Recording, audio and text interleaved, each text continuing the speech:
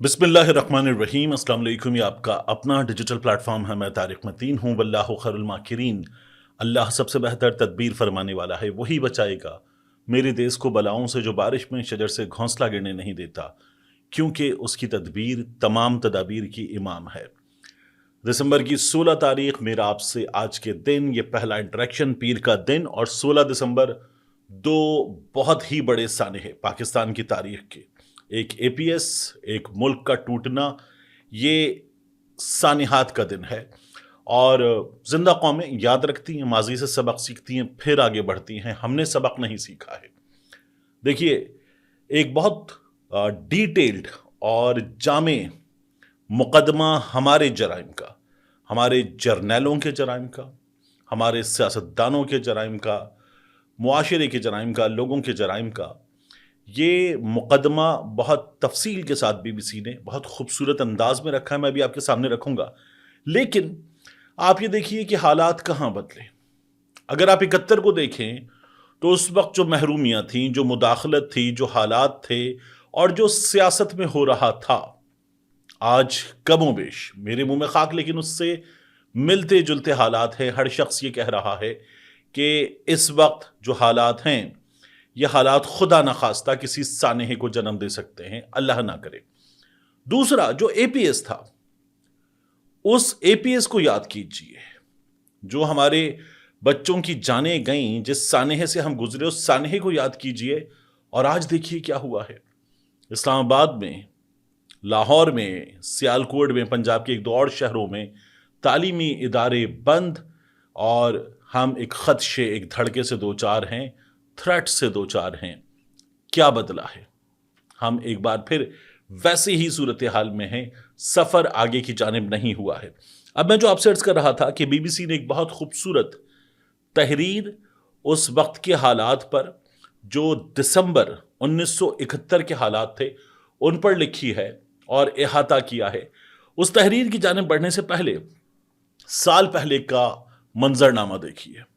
दिसंबर 1970 का 7 दिसंबर को गालिबन, अगर मुझे तारीख सही याद है, तो इंतखाबात हुए थे। उन इंतखाबात के मौके पर कुछ 5 करोड़ के करीब पूरे मुल्क में वोटर थे, 5 करोड़ प्लस। उन 5 करोड़ वोटर्स प्लस में 313 की गालिबन असेंबली थी। और उसमें यह हुआ कि उस असेंबली में दो बड़ी जमातें थी हमारे सामने। एक अवामी लीग थी शेख मुजीब की, और एक पाकिस्तान पीपल्स पार्टी जुल्फ़िकार अली भुट्टो की। इंतखाबात के नतीजे में हुआ ये कि जुल्फ़िकार अली भुट्टो की जमात ने जो सीटें जीती थी वो 80 से कुछ ज़्यादा थी, और मुजीब की जमात ने जो सीटें जीती थी वो 160 से ज़्यादा थी। गालिबन 168 169 का नंबर था।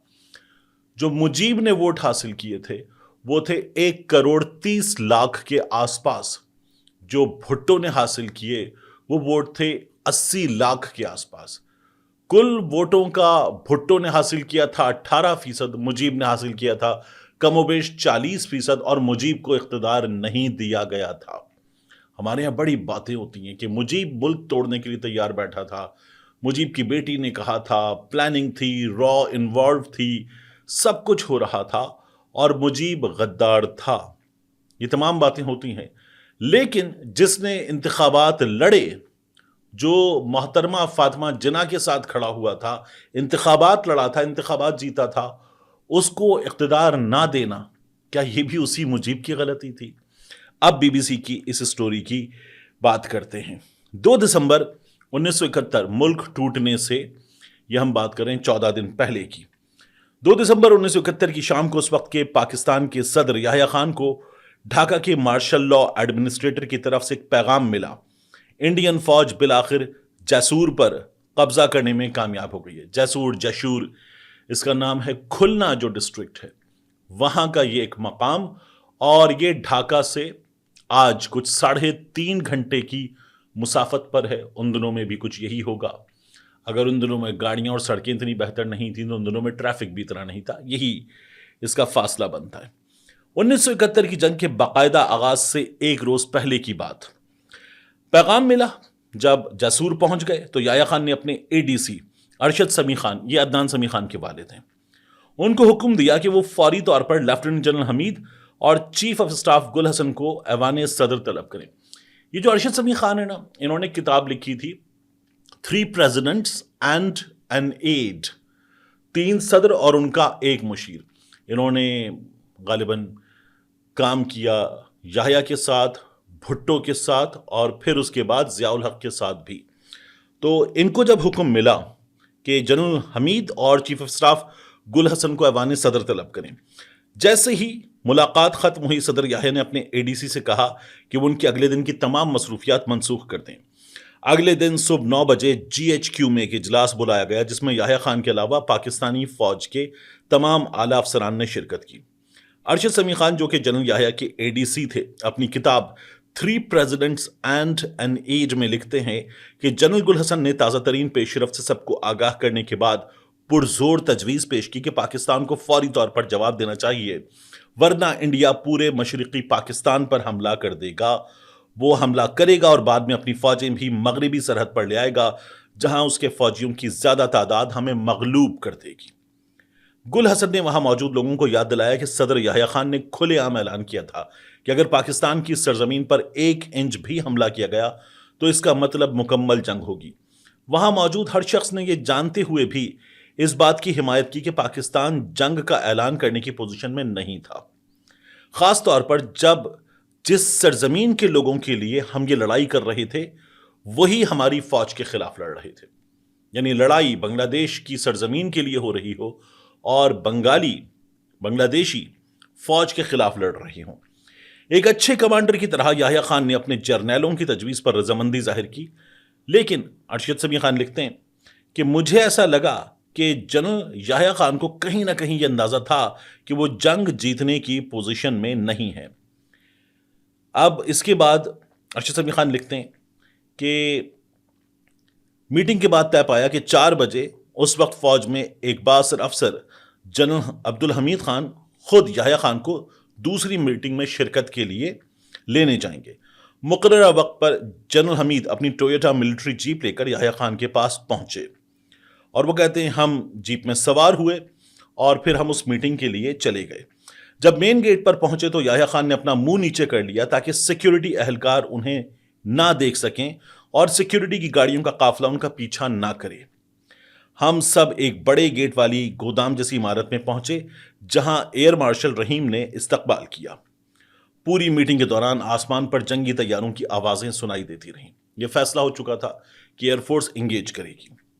3 دسمبر کو ہونے والے حملے میں پاک فضائیہ کے 278 جنگی طیاروں میں سے 32 نے حصہ لیا۔ یہ حملے شام 5:09 سے 5:23 کے درمیان کیے گئے۔ حسن عباس صاحب یہ اپنی کتاب پاکستانز ڈرفٹ انٹو ایکسٹریمزم اس میں لکھتے ہیں کہ جنگ شروع ہونے کے 1 روز بعد جب بریگیڈیئر افضل خان اپنے پرانے دوست بریگیڈیئر معاذ سے ملنے گئے جو فوج میں قابل احترام افسر اور جنرل یحییٰ کے دوست کے طور پر جانے جاتے تھے، تو بریگیڈیئر معاذ نے بتایا کہ جیسے ہی جنگ کے آغاز کا اعلان ہوا تو وہ فوری طور پر جنرل یحییٰ خان سے ملنے گئے تو انہوں نے جنرل یحییٰ اور جنرل حمید کو مدہوش پایا۔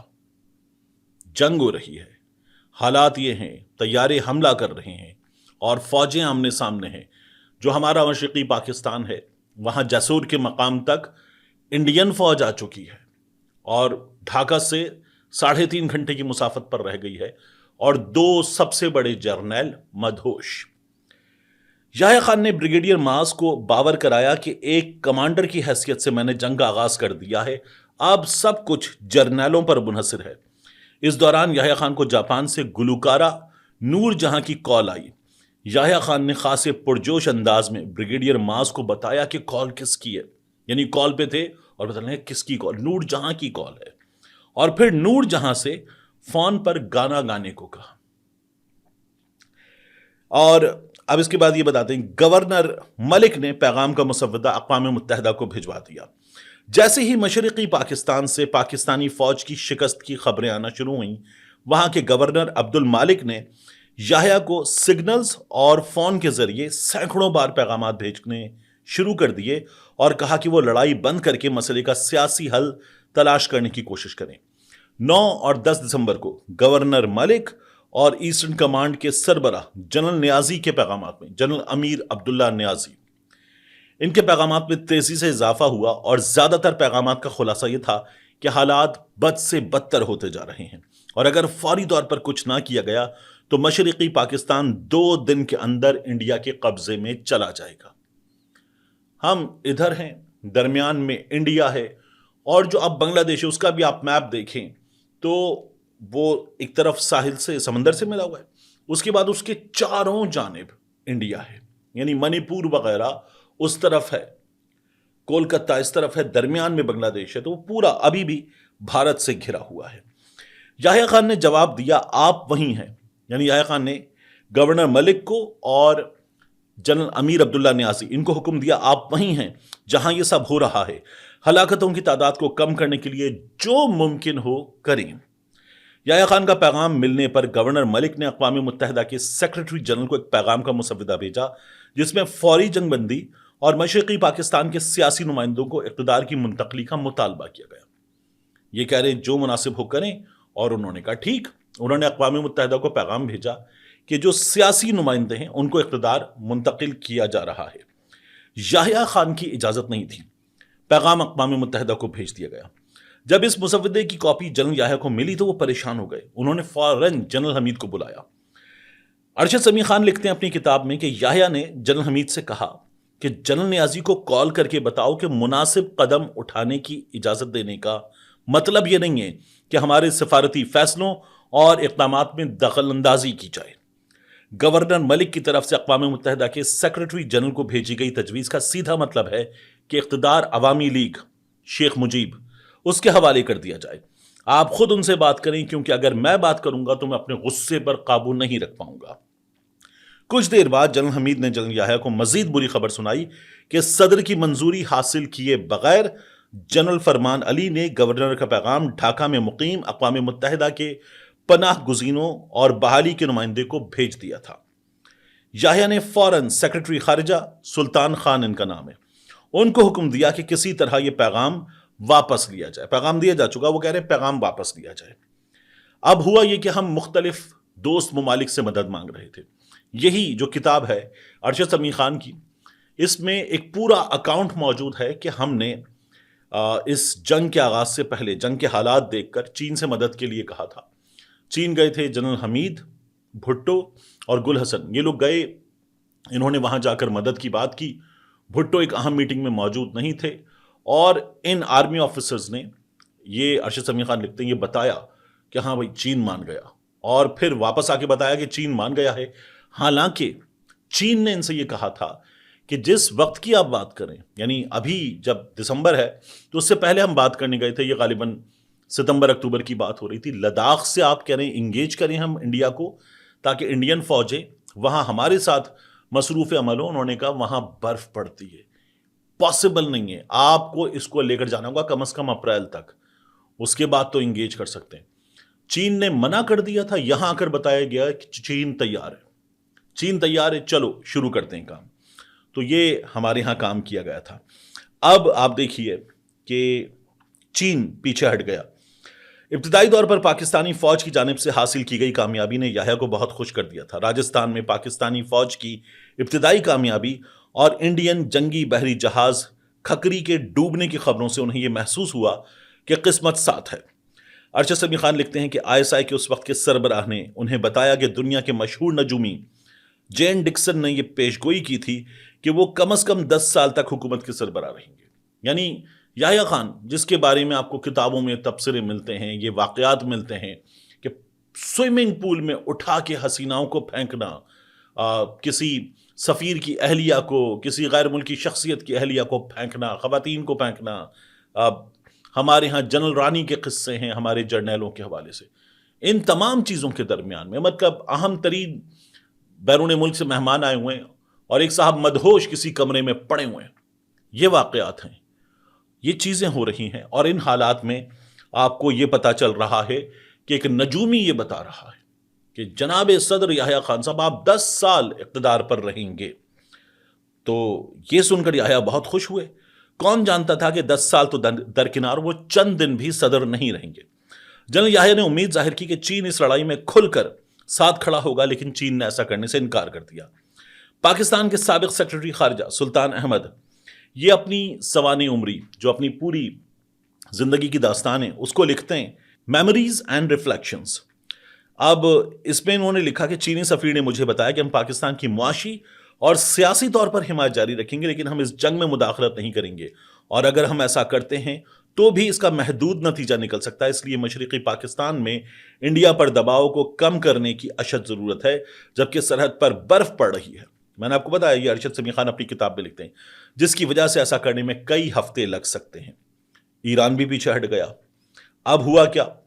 پولینڈ 6 دسمبر کو انڈیا نے بنگلہ دیش کو باضابطہ طور پر ایک آزاد ملک کے طور پر تسلیم کر لیا، 6 دسمبر کو، 16 سے پہلے، اور پاکستان نے انڈیا سے تمام سیاسی تعلقات منقطع کر لیے۔ انڈین فضائیہ نے مغربی سیکٹر میں اپنے حملے تیز کر دیے۔ سلطان خان صاحب اپنی کتاب میموریز اینڈ ریفلیکشنز میں لکھتے ہیں، صدر دفتر کے باغ میں عجلت میں گڑھا کھود کر زیر زمین ایک کمرہ بنایا گیا۔ ملک جنگ کی حالت میں ہے اور صدر کے دفتر میں زیر زمین کمرہ بنایا گیا، اس کی چھت پر بموں سے بچانے کے لیے ریت کے تھیلے رکھے گئے۔ صدر یحییٰ خان کے ساتھ میں اس زیر زمین کمرے میں کم از کم 2 بار اس وقت گیا جب انڈین لڑاکا طیاروں نے حملہ کیا اور فضائی حملے کے سائرن بجے۔ اقوام متحدہ کی سلامتی کونسل میں جنگ بندی کی بہت سی تجاویز پیش کی گئیں، لیکن سوویت یونین نے ویٹو کر دیا۔ پھر امید کی کرن اس وقت پیدا ہوئی جب پولینڈ نے ایک تجویز پیش کی جس میں فوری جنگ بندی، بین الاقوامی سرحد پر دونوں فوجوں کے انخلا اور مشرقی پاکستان کے تنازع کو سیاسی طریقوں سے حل کرنے کا مطالبہ کیا گیا۔ وقت گزر رہا تھا، پاکستان میں شکست صاف نظر آ رہی تھی، چنانچہ یحییٰ نے ذوالفقار علی بھٹو سے رابطہ کیا جو نیو یارک میں پاکستانی وفد کی قیادت کر رہے تھے، اور پولینڈ کی جو پیشکش ہے اس کو فوری طور پر قبول کرنے کا فیصلہ کیا۔ بھٹو فون پر دستیاب نہیں تھے۔ اب یہاں پر ایک کتاب ہے، war and succession, Pakistan, India and Bangladesh. اس میں لکھا گیا کہ جب بعد میں کسی طرح یحییٰ کا بھٹو سے فون پر رابطہ ہو گیا تو بھٹو نے جواب میں کہا، میں آپ کی آواز نہیں سن سکتا۔